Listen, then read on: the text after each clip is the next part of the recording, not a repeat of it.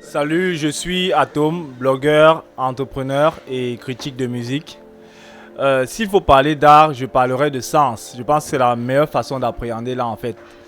L'homme a six sens, je veux dire si on intègre le sixième. Et je pense qu'en termes d'art aujourd'hui, on arrive progressivement vers le huitième art. Il y a sept qui sont déjà reconnus. Euh, c'est à peu près ça. Là, c'est la sensibilité que l'homme a en relation avec tout ce qu'il peut fabriquer autour de ce que la nature lui propose. Pour moi, une société en a forcément besoin parce que je pense que l'art commence en fait dans les usages quotidiens. Le regard que l'on peut poser peut-être sur une femme n'est pas le même qu'on va poser sur une autre. À partir de là, on commence à se dessiner un univers, une façon de penser la femme en fait. Et c'est comme ça que l'artiste parfois pense pour sortir des sentiers battus.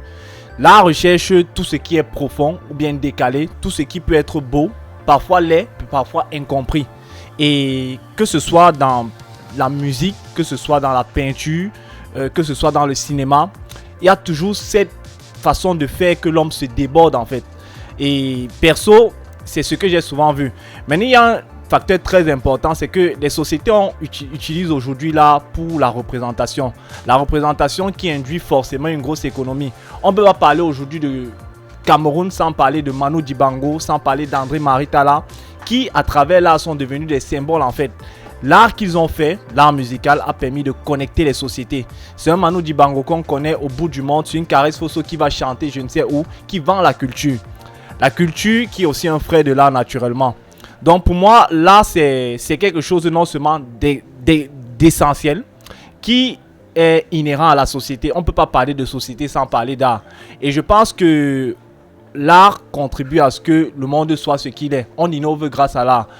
Certains ont sacralisé, je veux dire, il y a des paliers. Dans certains domaines, on va parler par exemple dans la peinture, on va parler des arts sacrés, on va parler des arts élitistes. Mais toujours est-il que quoi, même le petit menuisier qui arrive à fournir un peu de son travail pour fabriquer une table et que quelqu'un regarde, il se dit ça me parle, c'est beau. Cette forme-là agit sur les sensibilités. Et c'est en ça que l'art en fait est beau. L'art apporte toujours et toujours aux hommes. On ne peut pas parler de monde sans parler d'art. Je pense même que le monde c'est un art en fait. Fait par quelqu'un, par un dieu. Voilà.